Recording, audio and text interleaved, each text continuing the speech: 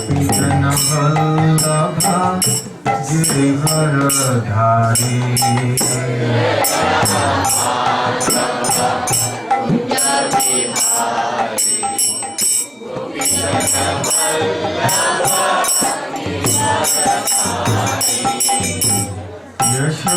यशोदानंदन ब्रज जन रंजन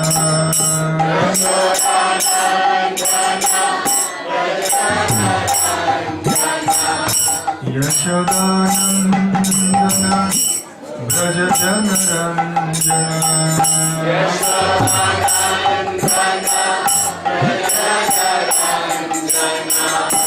यमुना तीरवनचारी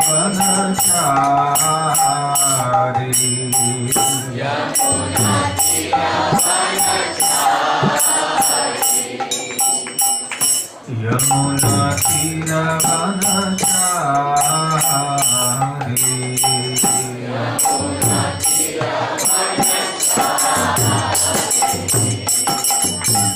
जय Radha Madhav Kunj Bihari गोपीजन Vallabh Girivardhari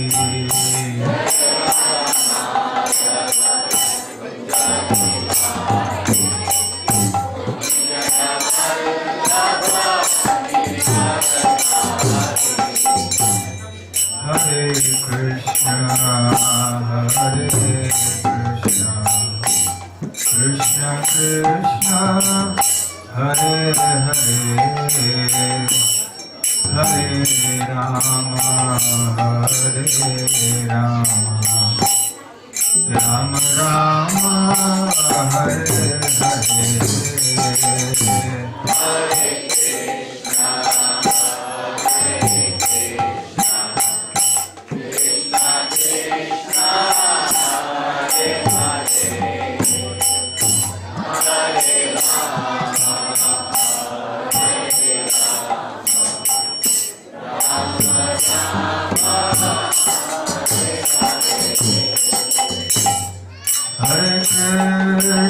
Hare Krishna, Krishna Krishna, Hare Hare, Hare Rama, Rama Rama, Hare Hare.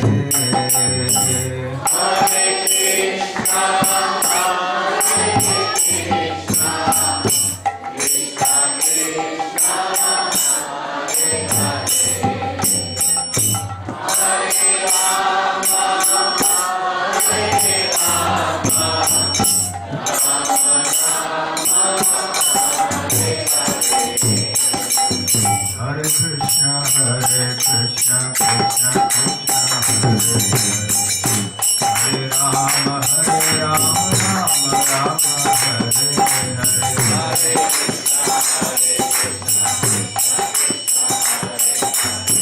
Hare.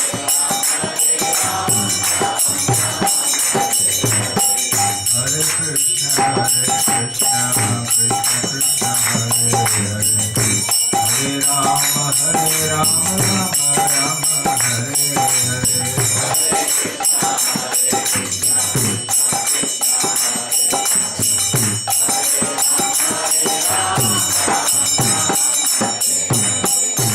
Krishna, Krishna Krishna, Hare Hare. Hare Rama, Rama Rama, Hare Hare.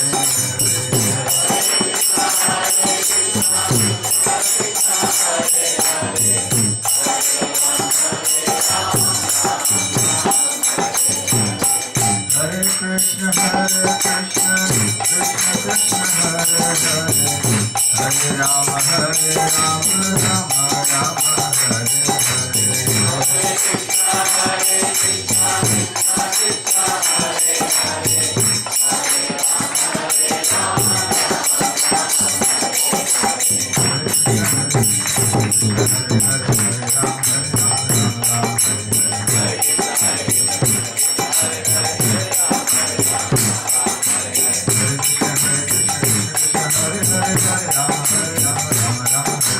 Hare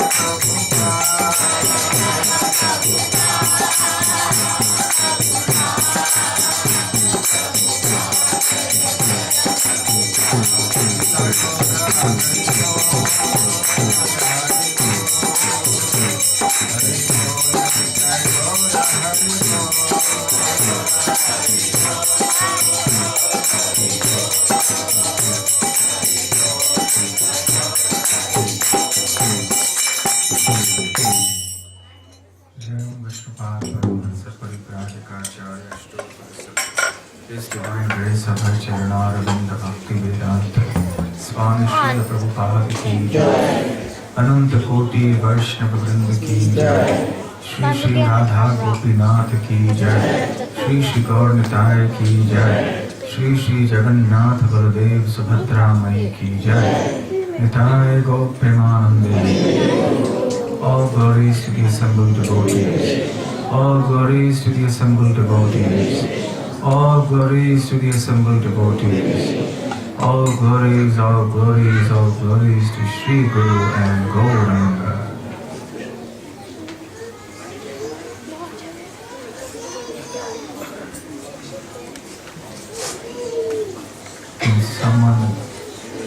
The speaker should not be saying this, but somebody should oversee the children's affairs to see that there is no noise of children here.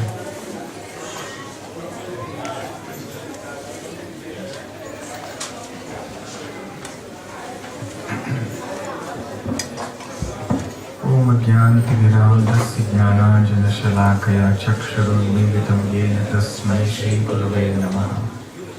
Shri Chaitanya Mano Bhishtam Sthapitam Yena Bhutale Swayam Rupa Kadamahyam Dadati Swapadantikam Vandeham Shri Guru Shri Yutapadakamalam Shri Gurum Vaishnavamscha Shri Rupam Sakrajatam Sahagana Raghunathanvitam Tam Sajivam Sadvaitam Savadhutam Parijana Sahitam Krishna Chaitanya Devam Shri Radha Krishna Padam Sahaganamita Shri Vishakhanvitamscha Namo Om Vishnu Padaya Krishna Prishthaya Bhutale Srimate Bhakti Vedanta Swami Niti Namine Namaste Saraswate Deve Gauravani Pracharine Nirvishesha Shunyavadi Paschatya Deshatarine Vancha Kalpatarubhyascha Kripa Sindhubhya Evacha Patitanam Pavanebhyo Vaishnavebhyo Namo Namaha.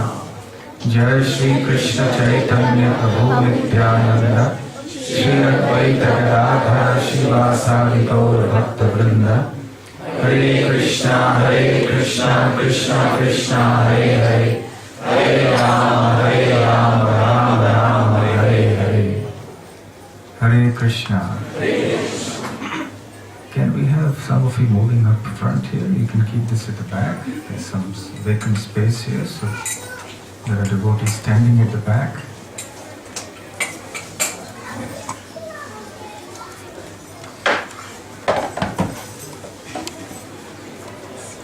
Everyone please move up so that the devotees coming at the end can have a place to sit.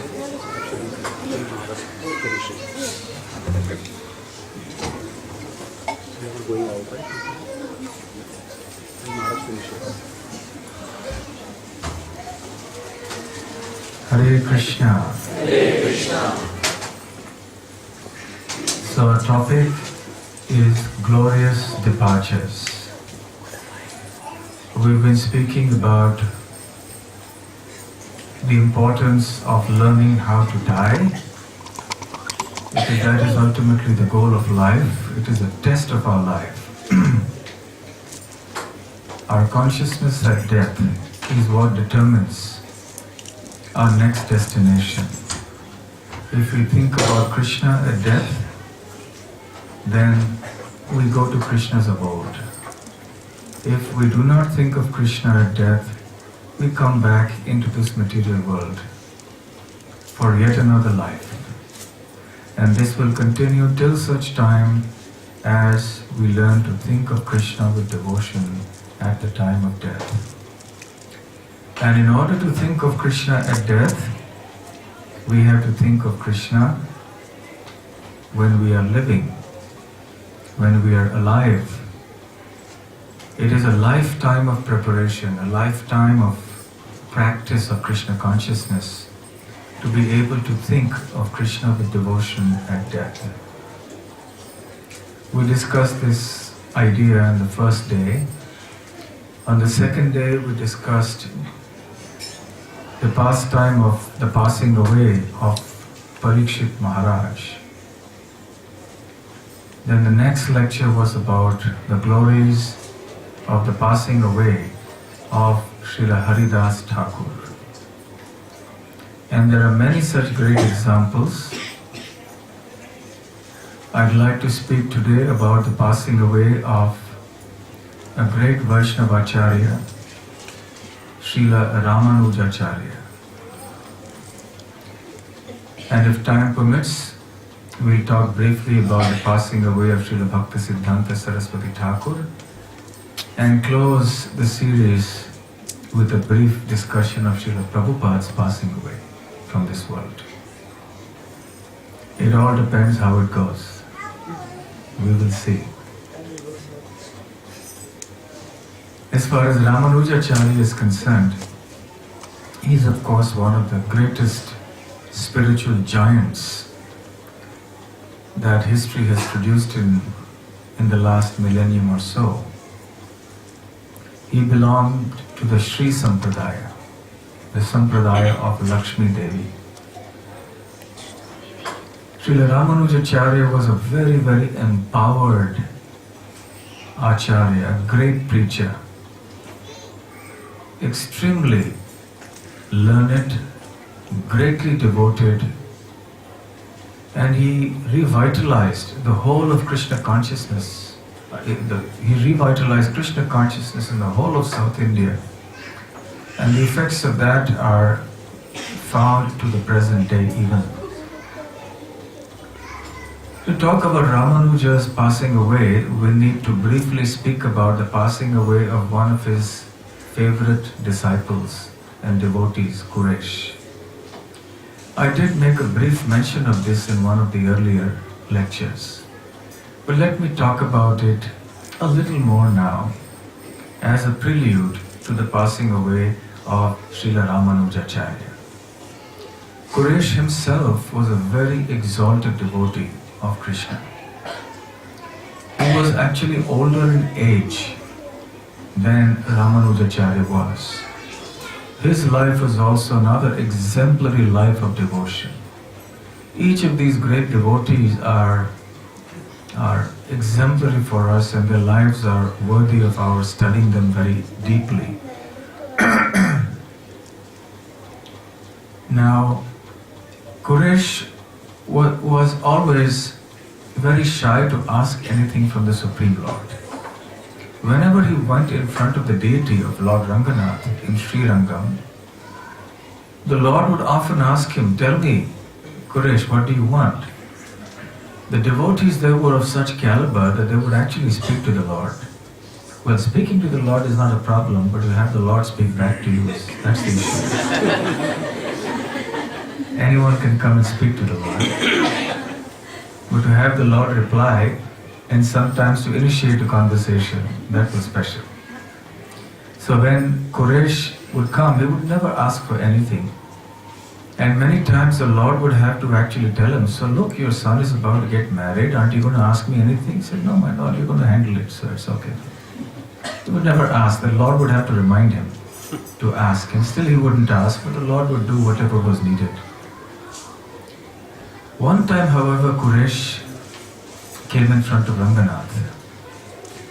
And Ranganath asked him, "Quresh, by the way, Lord Ranganath is a form of Lord Vishnu, who is an expansion of Krishna, so not different from Krishna. He is a Vishnu form, very large deity, who is in a reclining posture, very unusual. Generally, the deities of the Lord are standing. But here is a deity who's huge, massive. You need 3 or 4 doors actually to have darshan properly. And he's reclining with his palm on the side of his head like that. So Quresh came in front of Lord Ranganath and the Lord said, Quresh, it seems that you're thinking about something. So what are you thinking about? What do you want from me? Tell me. Ranganath was always eager that Quresh should ask something and give him an opportunity to fulfill his desires. But Quresh never had any desires.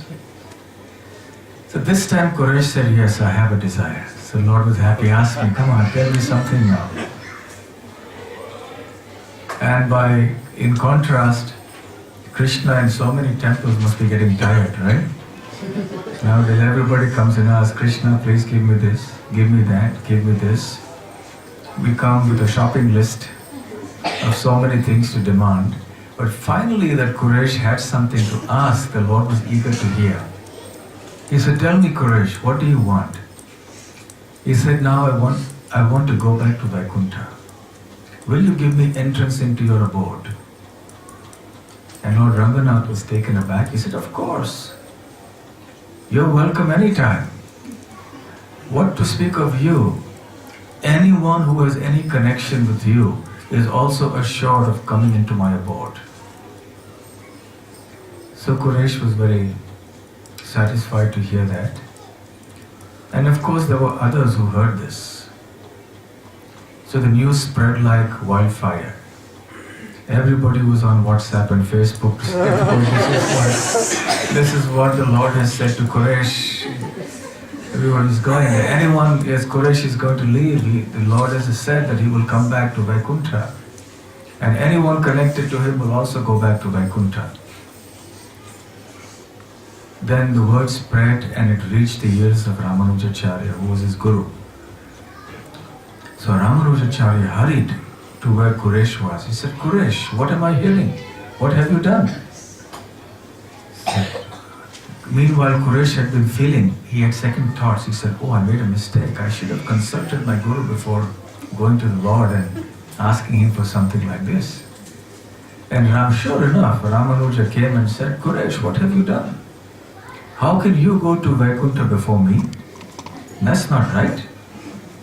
And then how will I be able to stay here without you? So, no, that can't be done. I'm going to Lord Ranganath and tell him to reverse the decision. So then Ramanujacharya turned and started walking hastily towards the temple. But he stopped in his tracks after a few steps. And he thought, actually, who am I to interfere in the Lord's decisions? If the Lord wants to take Quresh back, then who am I to interfere? Then he halted and said, all right, Quresh, if that's your desire, so be it. But you are going to Vaikuntha before me. Do you think it's right? Then Quresh said, I know that according to the etiquette of this world, it's the elders who are to be served by the youngsters. Those who are senior should be served by those who are junior. But in the spiritual world in Vaikuntha, I've had the realizations recently that it's the opposite. There it's the seniors who serve the juniors. You see, the spiritual world is the material world is the opposite of the spiritual world. So there, when any devotee attains perfection in devotion in the material world and gets transferred to the spiritual world, then those who have gone there before him or those who have already been there always, they're waiting in a reception party to welcome this devotee. And they serve him in many different ways. So they're actually there like in a reception party to welcome and serve the newly arrived pure devotee. So therefore, I also want to be there before you arrive, so I can be there in the welcoming party when you arrive in Vaikuntha. That's my service to you. I don't want you to come there just without anybody from here knowing you. Such was the discussions that went on among the devotees there, and that was their dealings with the deities. So the devotees of the Sri Sampradaya, Ramanuja, Yamunacharya, the Alvars, very, very special, rich devotion. And so intimate was the connection with the deity, because they didn't see the deity as a statue. They actually had a very personal relationship with the deity, and they were seeing the spiritual form of the deity. They just didn't see stone. In the case of one devotee, I don't remember who it is now, when the time came for him to go to Vaikuntha, he said, "My dear Lord, if you look anything different from what you look now in the temple here, I don't want to go back to Vaikuntha." Many times we devotees ask, what does Krishna look like in Goloka or in Vaikuntha? Does he look exactly like this? So this devotee was saying, if you don't look like this, I don't want to go there. So in any case, so Ramanuja then said, all right, Quresh, if that's what you wish, that's your wish. Then Quresh went to his son, Parashar Bhatta, who was very young, but he had been selected by Ramanujacharya to be his successor, the successor Acharya. And he said, Parashar, the Lord has sanctioned my departure, and I'll be going to Vaikuntha very shortly. See, they were talking as if they're going to Melbourne or something. Going to Brisbane, I'm taking the next flight. My flight is 2 days from now or something. So I'm going to Vaikuntha. So Parashar, remember, never feel proud of yourself. Because Parashar was an extraordinarily gifted young man.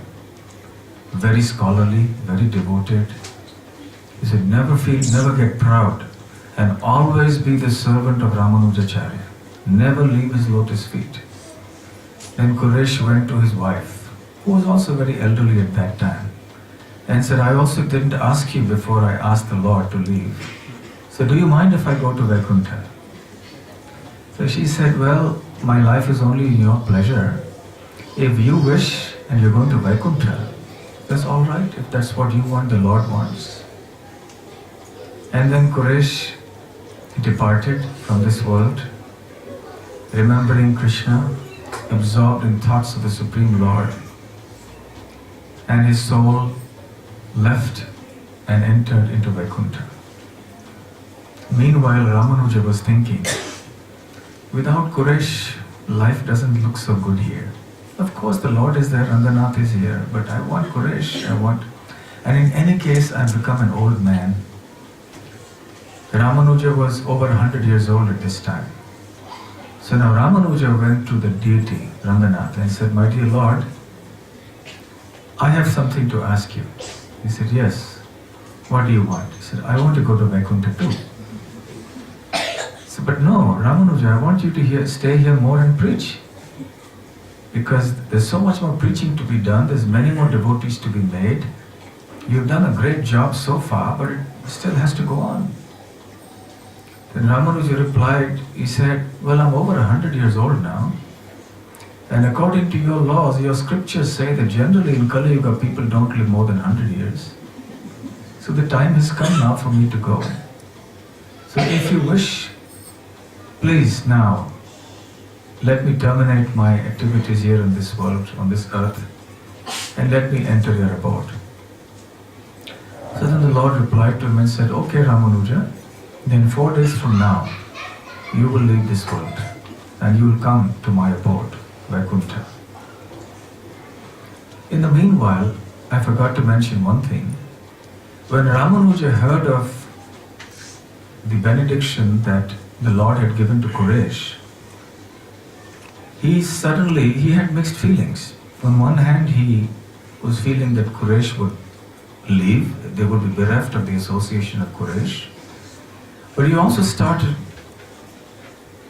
jumping and dancing, and he had his upper cloth, the uttariya, and then he started waving that, and all the devotees were wondering. They were asking him, what has happened? Why are you so ecstatic? He said, I will be able to go back. Now I'm qualified to go back to Godhead. I'm qualified to go back to Vaikuntha. So what do you mean? He said, look, the Lord blessed Quresh and said, anyone who's connected to you will go back to Godhead.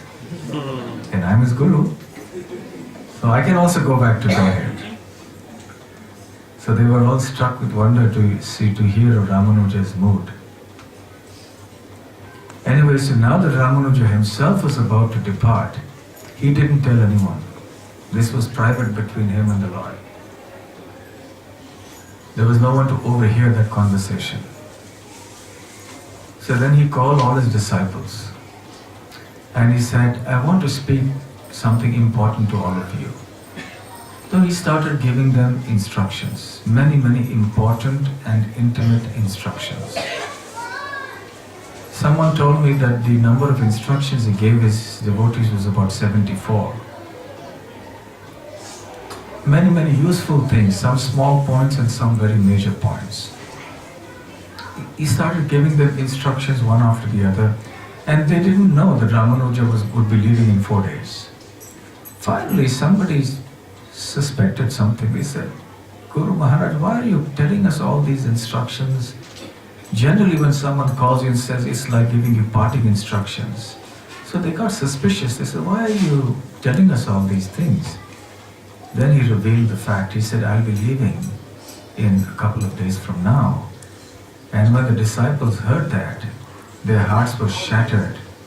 And they all fell to the ground and they were wailing and sobbing. They said, no, we can't. How can that be? How can that be? Please stay on. But he said, now the time has come and all of you have to carry on this movement. Some of them said, then we'll give up our life if you go. Then Ramanuja became stern. He said, mind you, anyone who gives up his life after I leave will lose his connection with me and with the entire parampara before me, and therefore with Krishna.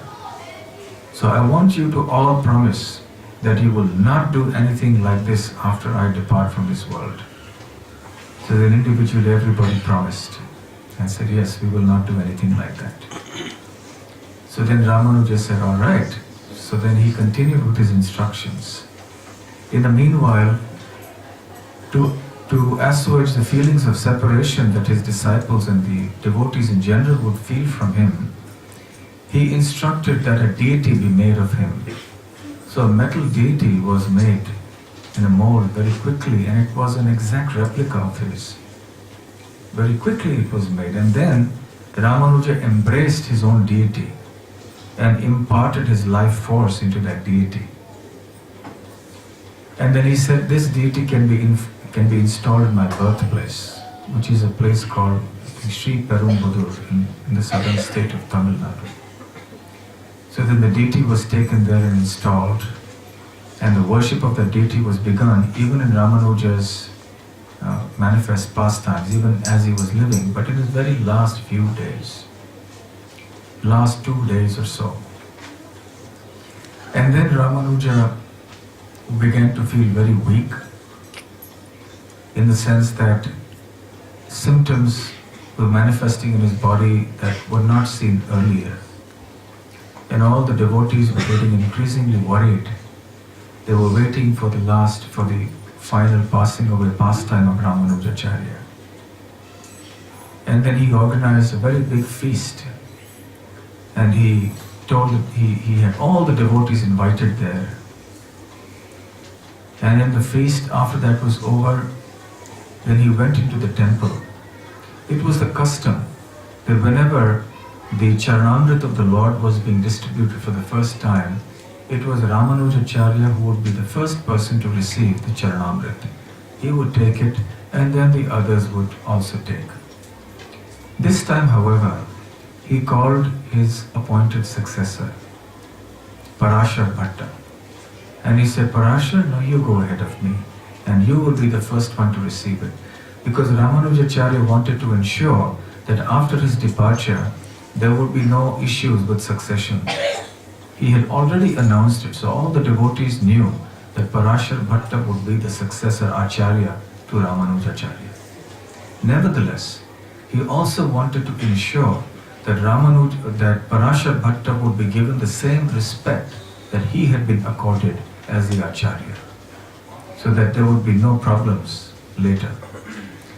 So instead of him taking the Charanamrit first, he put Parashar Bhatta in front of him so that everyone could see that he had now instituted this practice himself of Parashar Bhatta taking the Charanamrit first.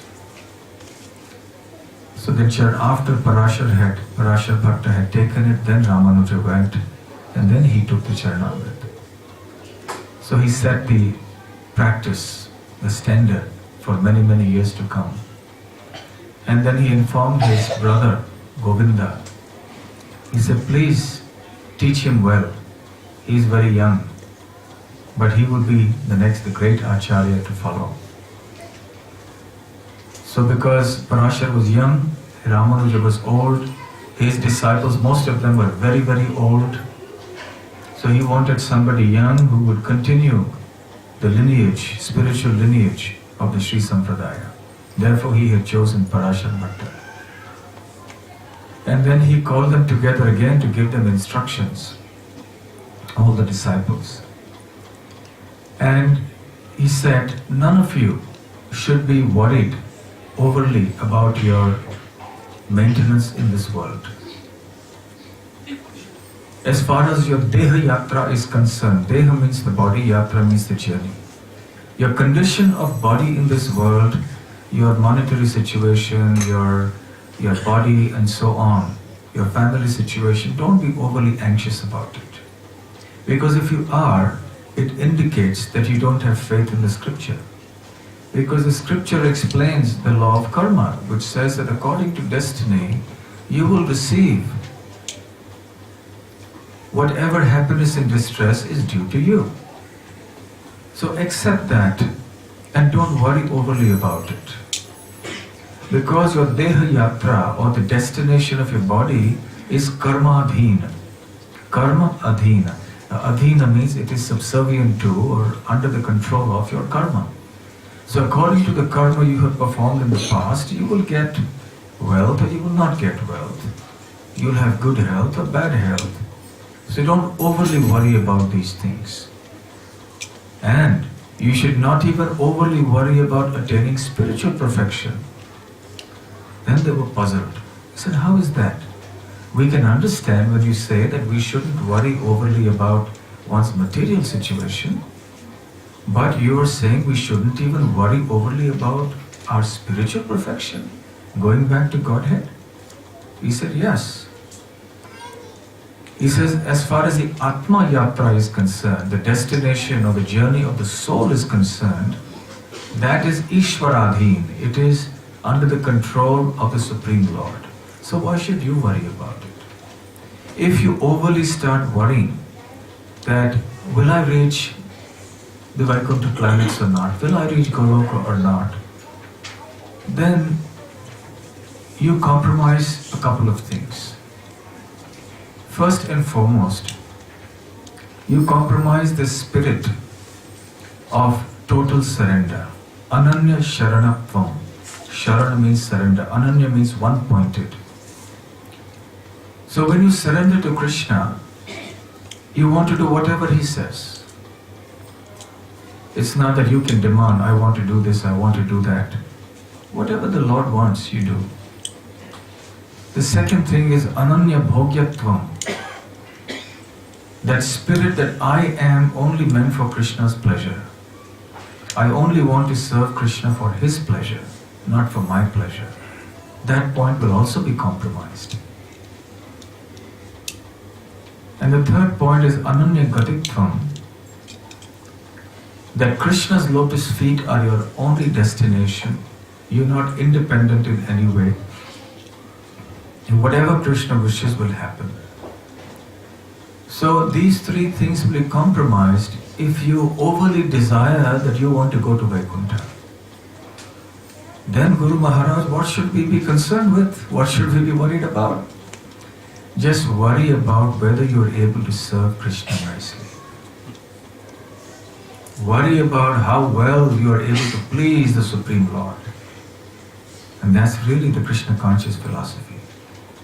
We are not concerned about this destination or that destination, although the pure devotees of the Lord will automatically go to Vaikuntha, to the spiritual world. They will be taken by the Lord. even if they don't ask for it. But nevertheless, the devotees only want unconditional service to the Lord. They don't demand anything in return, even entrance into Vaikuntha. Sometimes because of the intimate dealings, the devotees may speak to the Lord and ask for things just as Quresh and Ramanuja asked for the Lord. But that level of devotion was extraordinary. So then he said, just be concerned that you can please the Lord by your service. So be worried whether you are pleasing the Lord through your service or not. That should be your worry. And then he spoke many things actually. We don't have time today to speak about those instructions. But he also instructed them to not commit any Vaishnava aparad.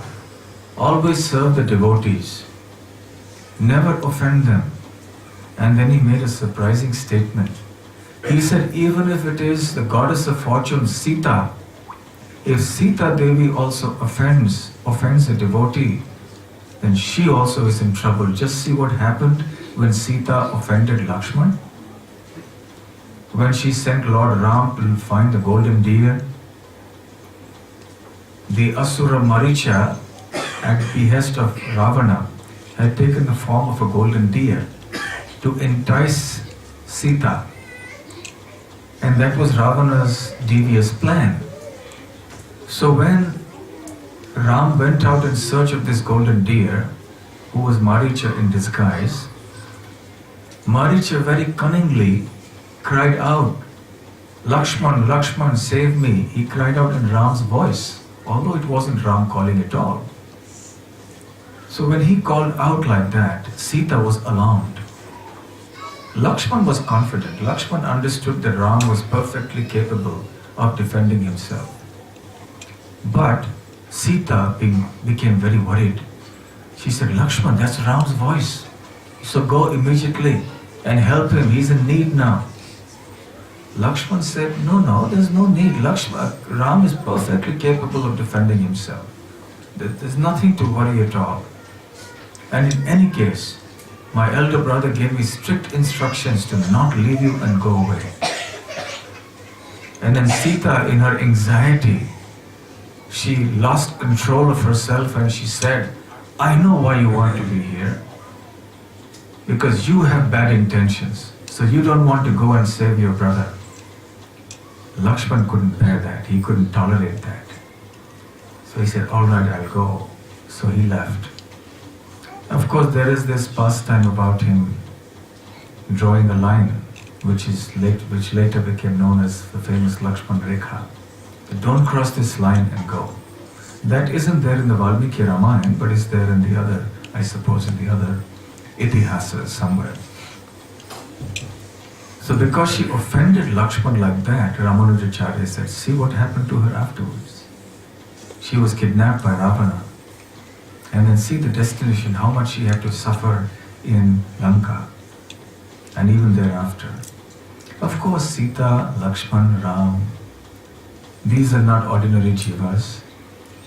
And certainly, these are all pastimes that take place to instruct us in the material world. Martyavataras-tviha martya shikshanam raksho vadhaiva na kevalam vibho.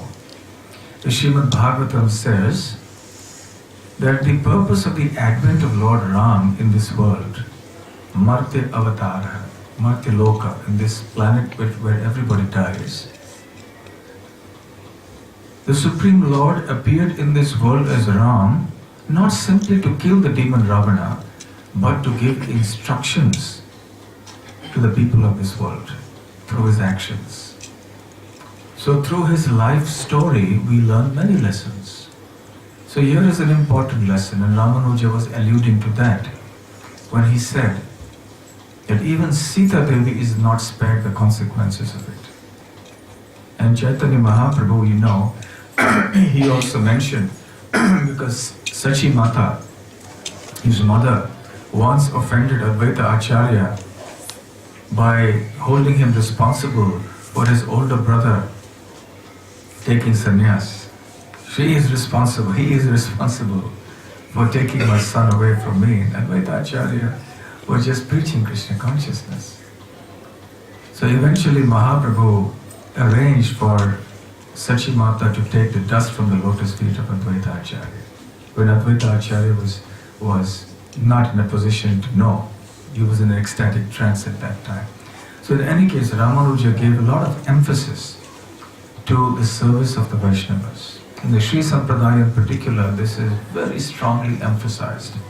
The service to devotees, Vaishnava Seva.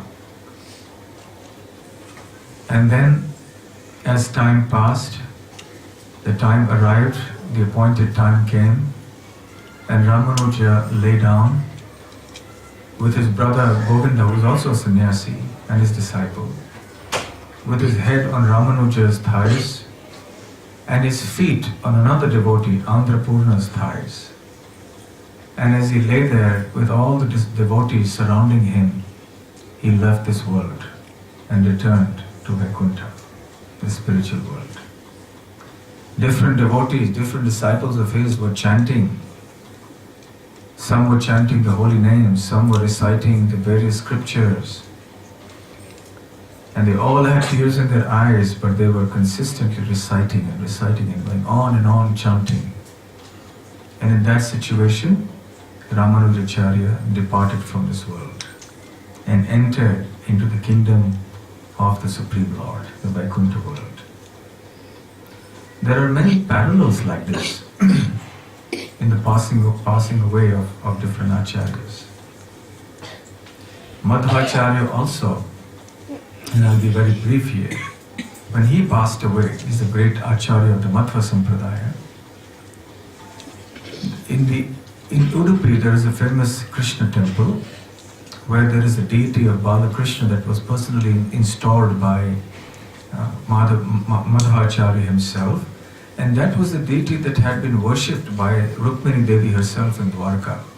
It was Krishna who had manifested himself as in the child form in order to fulfill the request of his principal queen, Rukmini Devi.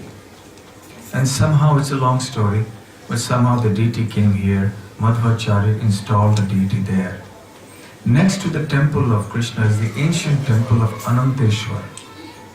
It was there even before the deity of Krishna came to Udupi. So that was where Madhvacharya would often give lectures, and he would teach many things to his disciples. So when the time came for Madhvacharya to depart, he had already prepared his disciples and other devotees, and he sat there on the place where he usually sat, next to the main sanctum sanctorum, the altar in the temple. His seat was reserved. He sat there, and his authentic biography, Madhva Vijay, explains that the demigods started showering flowers because they knew that the time had come for Madhvacharya to depart from this world. So as he was sitting there speaking on his favorite scripture, the Aitareya Upanishad, he was reciting that, and the flowers were falling on him to such a degree that his body was entirely covered with flowers and his body couldn't be seen.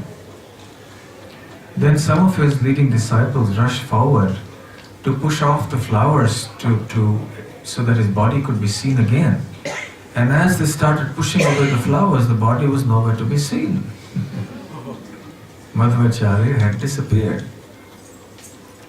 He had gone to another realm of existence. He had gone to join his spiritual master Vyasadeva in Badrikashram. That is what the Madhvas believed. So he departed there, speaking on the scriptures. So the glory is passing away. To pass away when you're hearing the holy name, when you're hearing the devotees reciting the scriptures like the Bhagavatam, or when you're speaking the Bhagavatam or some other Vedic scripture like that. Even amongst the devotee community in ISKCON now, and the devotees always make sure that when there is a devotee who's about to leave, the other devotees gather together and they simply do kirtan there.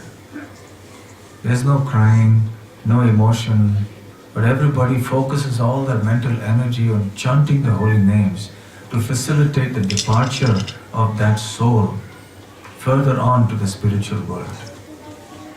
They don't waste their time crying, they don't waste their time talking other things, they just chant. And then the devotees listening to the chanting, the devotees in a position to chant along with them, physically they chant verbally, otherwise in the mind.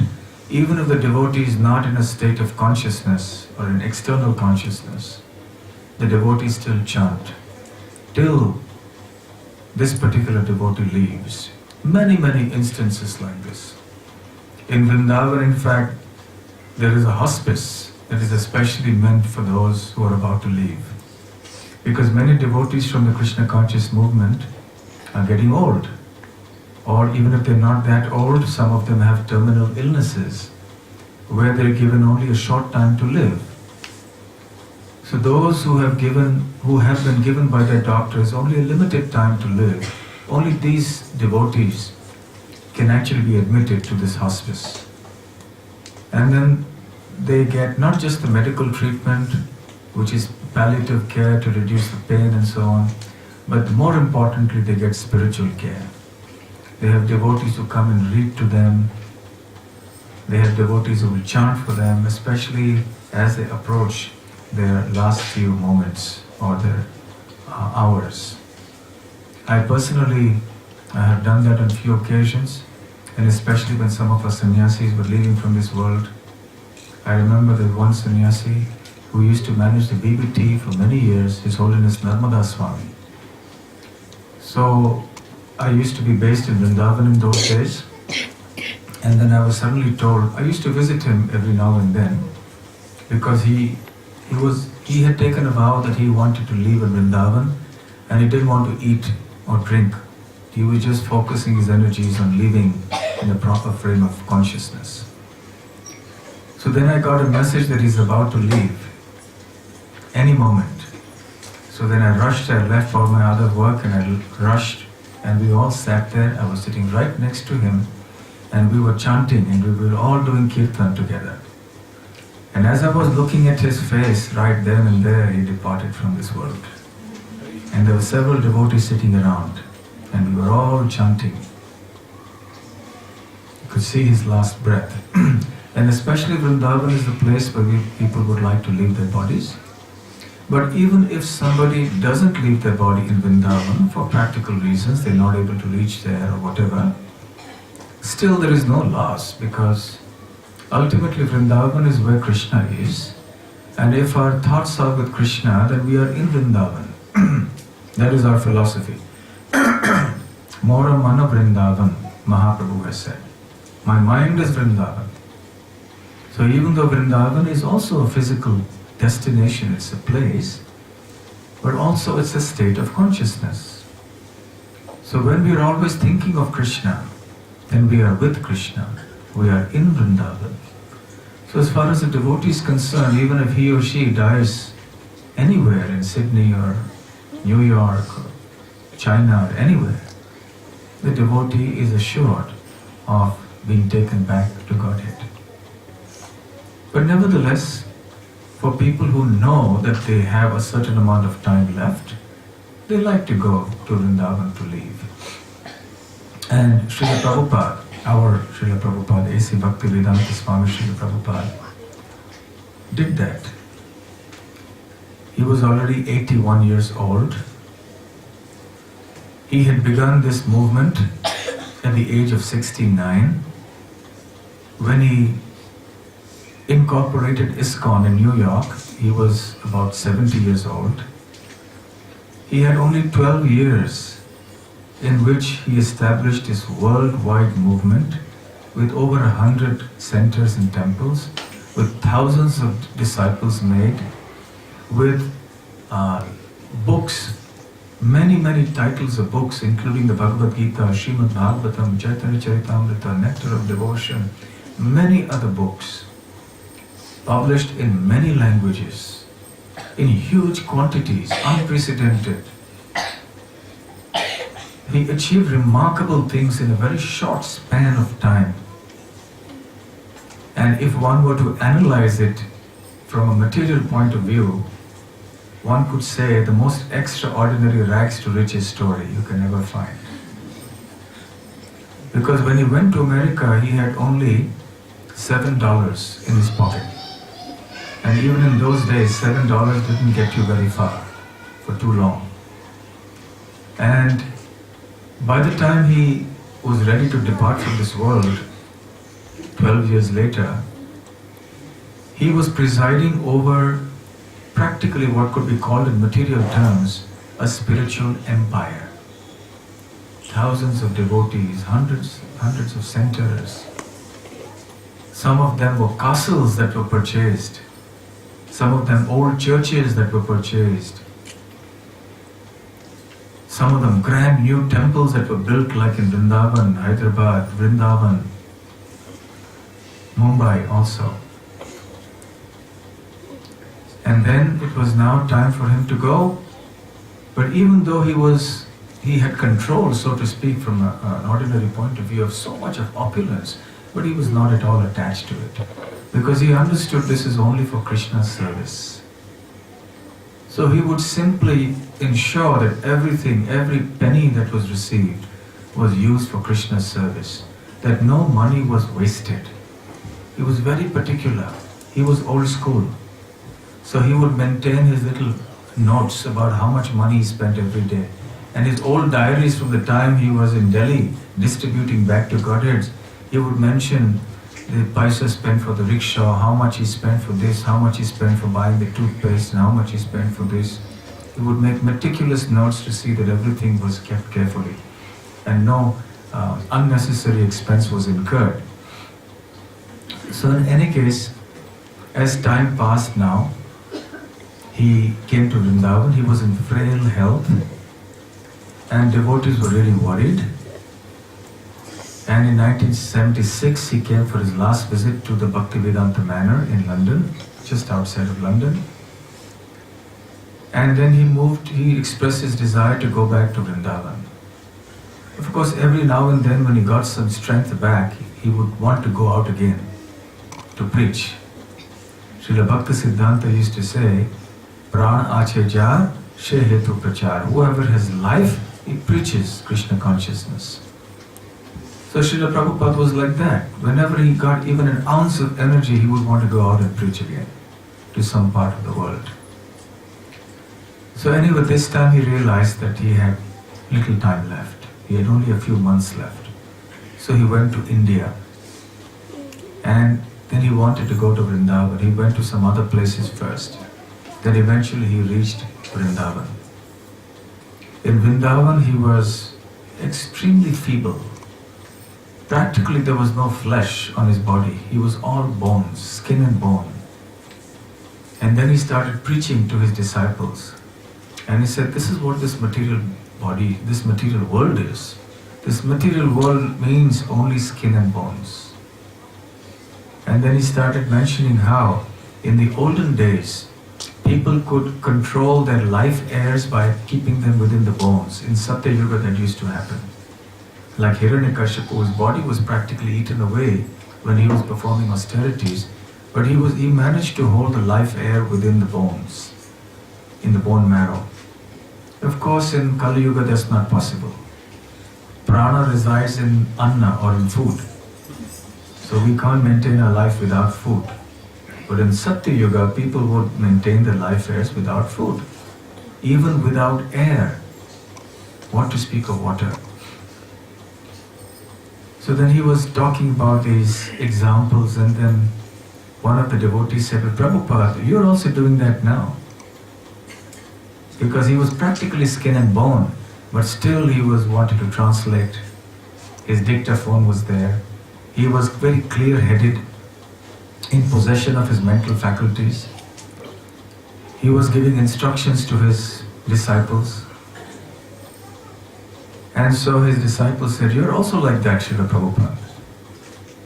Many of the devotees were crying. They requested Prabhupada to please stay on, please don't leave. So Prabhupada said, all right, few days. I'll extend it by a few days. So he extended it by a few days. But then he said, It's not in my hands. It's in Krishna's hands. So at this time, Srila Prabhupada allowed himself to be served. All his disciples got an opportunity to serve him in such a way where he allowed them to do whatever they wanted to do with his body. And then the devotees were there.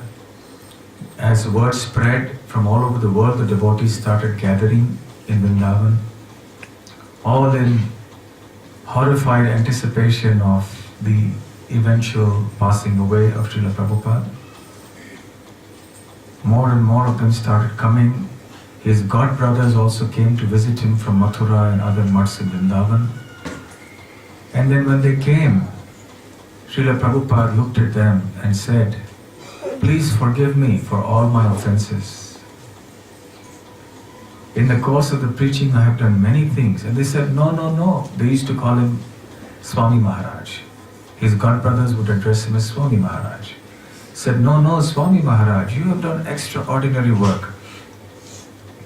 And now because of you, the holy name has spread all over the world. You have fulfilled Chaitanya Mahaprabhu's desire and order." So at this time the disciples were watching this exchange and they were thinking of how Srila Prabhupada had actually manifested his humility. Even Ramanujacharya, when he was about to leave and he called his disciples, he said the same thing to his disciples. "Please forgive me for all the offenses that I may have committed against you." And the disciples were horrified to hear this. So there are many parallels between the passing away pastimes of all these great acharyas. And then Prabhupada started speaking later similarly to his disciples. "I may have offended many people. I've called people rascal," because Prabhupada used to sometimes call people rascal because he said it's only to teach them, only to establish the truth that I spoke in a harsh way sometimes. In this way, the last few days were very, very sweet and very intimate. All the devotees were serving him in different ways. And finally, when the Kaviraj came, the Ayurvedic doctor, who understood that very little time was left now, he said, "So, Swami Maharaj, do you want anything more?" He said, "I'm fully satisfied. I don't want anything more now," indicating that he was ready to go from this world. I would recommend highly to all of you to read Srila Prabhupada's Leelamrita by His Holiness Satsvarup Das Goswami Maharaj, which documents this passing away pastime in great detail. Over the weeks and months that preceded his passing away, and the events leading up to it, and the different conversations that took place between the devotees and Prabhupada are all there. I'm only narrating it in very brief right now. So then Srila Prabhupada was still giving instructions to his devotees, still telling them about this and that. He would still like to hear about the news of preaching going on everywhere. How many books are getting distributed here? What is the news from such and such temple? And when the time came, on 14 November 1977, it was 7:21 in the evening when Srila Prabhupada in his quarters in the Krishna Balaram Mandir departed from this world. And every year on his disappearance day, Tithi, according to the Vedic calendar, devotees gather from different parts of the world to remember Srila Prabhupada. And in the very same room and on the very same bed that he departed from, there is an arati that takes place exactly at that time, 7:21 in the evening. And there's very little space there, so people gather all outside the rooms, everywhere. There's a hush everywhere as the arati goes on, and some light chanting goes on there, soft chanting, in remembrance of that time. And then Srila Prabhupada, a great general who came here to fight Maya, then he departed went back to Krishna's abode. Even his own spiritual master, Srila Bhaktisiddhanta Saraswati Thakur, had a similar passing away with a similar mood. Srila Bhaktisiddhanta Saraswati Thakur was in Jagannath Puri, and then he moved to Calcutta, and he had mutts there. He preferred to leave his body in Mayapur, in Calcutta. He was in Puri, he could have left his body there. He could have gone to Mayapur and left his body there. But he preferred to be in Calcutta. Why was that? Because he said, I am a soldier fighting on behalf of Krishna. Spiritual soldier, not with guns and bombs, but with a holy name and with a weapon of transcendental knowledge. We are here to fight Maya. And the main battlefields for us are these big cities like Calcutta. Of course, now he would have said, like Sydney, like New York, like Bombay, Tokyo, and so on. So therefore, I want to die in the battlefield. So he preferred to go back to Kolkata, Calcutta. And then in the few days prior to that, he would, even when he was in Puri, he would constantly recite 2 poems or 2 songs composed by Rupa and Raghunath Goswamis.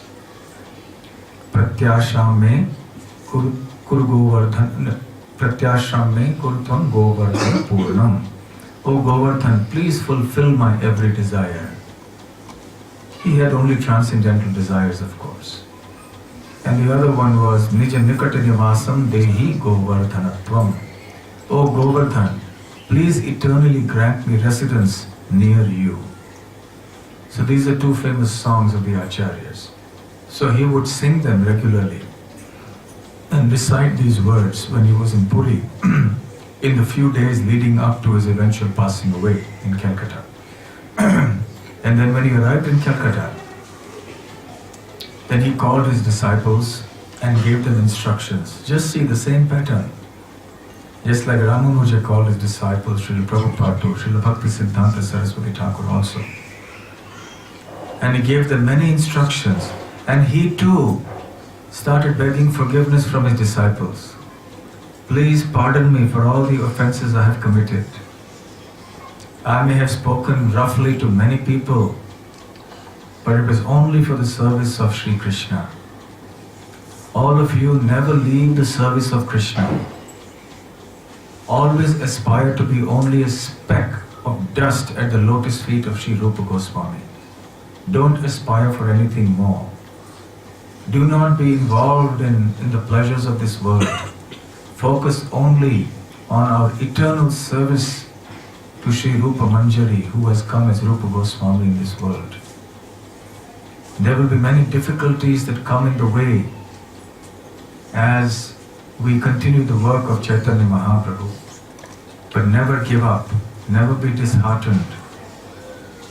In this way, he started giving many instructions to his disciples. He also asked one of his disciples to sing the song Shri Rupa Manjari Pada, which is a very famous song. And maybe the thought just strikes me, should we sing that now? But we don't have the projection, isn't it? So if someone has a songbook, but will you all be able to follow if we sing it? Try, okay. Anyway, nowadays you have your iPhones and iPads and, for me it's an I know phone, you may have your... So, Shri Rupa Manjari Pada, that's the song. And then he asked one of his disciples, Srila Sridhar Maharaj, to sing this song. Because Rupa Goswami, who's our chief Acharya, we are called Rupanugas, follower of Rupa Goswami. He is none other than Rupa Manjari, who is the assistant of Lalita Sakhi, who is the assistant of Srimati Radharani, who is the assistant of Krishna. So that is our mood. So then Srila Bhaktisiddhanta Saraswati Thakur eventually departed from this world at 5:30 in the morning on the 1st of January 1937. And all the devotees then were, of course, remembering his glories. They were praying, feeling great separation from him already. But in the passing away, in their passing away, these great devotees, these great acharyas, they teach us the biggest lesson of their lives. They teach us how we should also prepare for that eventual moment that will come to us. As Prabhupada used to tell his disciples, don't think this is not going to happen to you. When he saw himself as skin and bones, when he knew he had very little time left, this is what he told his disciples. Don't think this is not going to happen to you. So prepare for it by being Krishna conscious. So we can get inspiration from these examples, so that we can do our Krishna consciousness with more conviction and more determination. So we will sing now Sri Rupa Manjari Pada.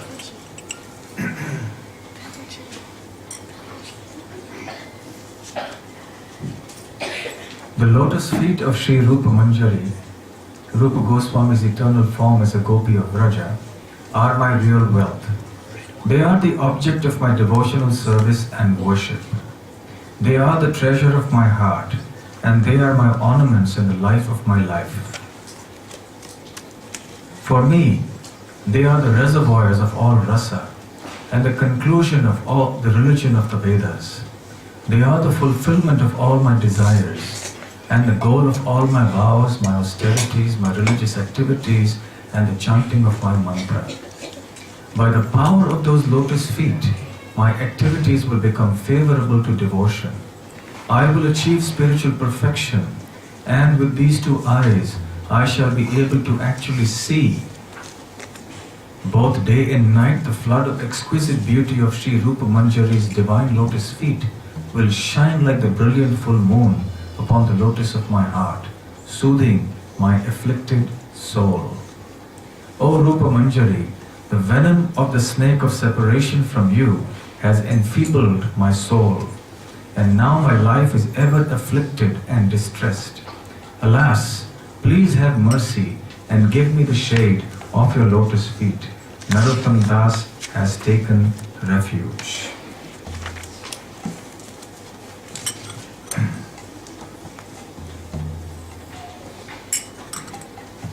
How many of you have it on your phones? Raise your hand. Okay. Everyone, not everyone, but many. You may share it with your neighbor if your neighbor doesn't have it. Shri Rupa Manjari Pada Shri Mora Sampada Shri Rupa Manjari Pada Shri Mora Sampada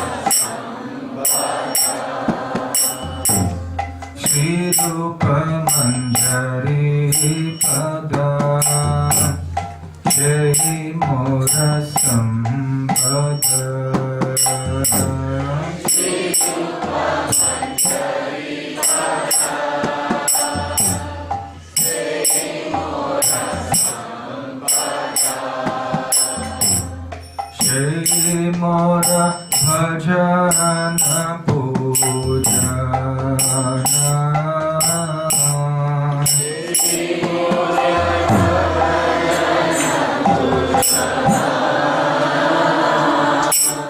Shri Mora Bhajana Pujana Shri Mora Bhajana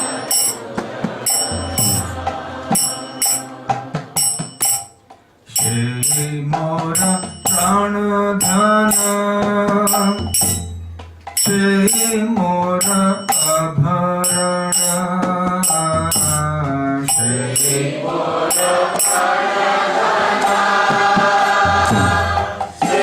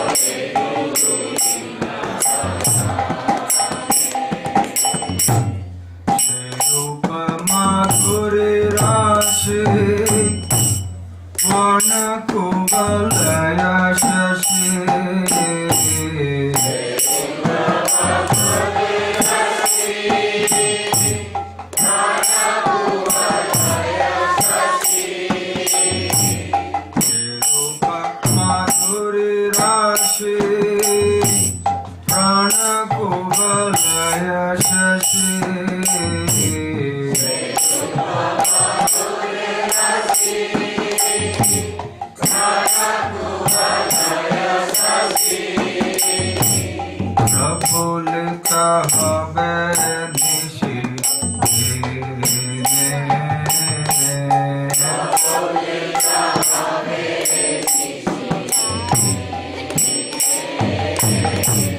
প্রফুল্লিতা হবে নিশি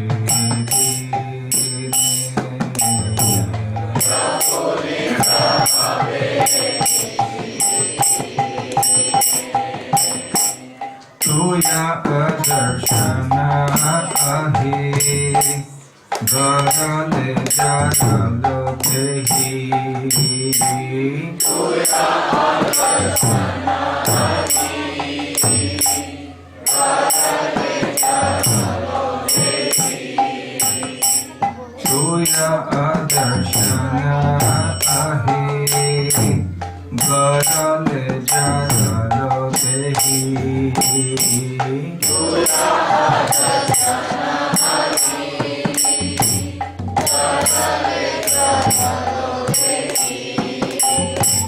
चिरदिन तापे सजीवन चिरदिन तापे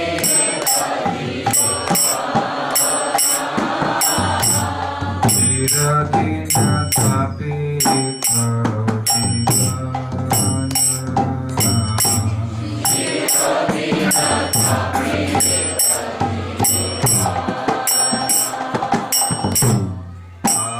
प्रभु करो दया देह मोरे पद छाया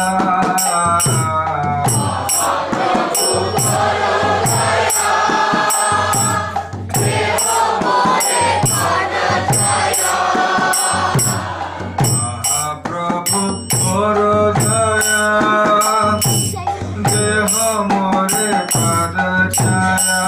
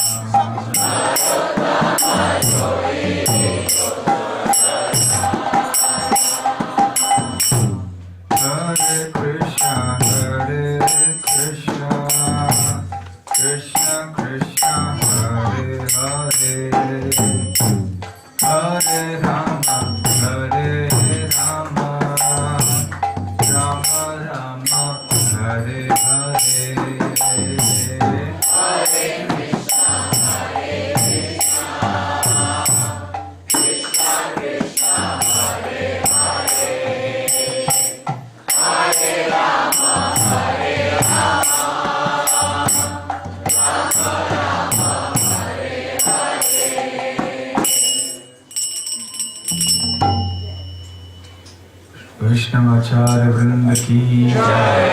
श्री श्री राधा गोपीनाथ की जय। श्रील प्रभुपाद की जय। गौर प्रेमानंदे।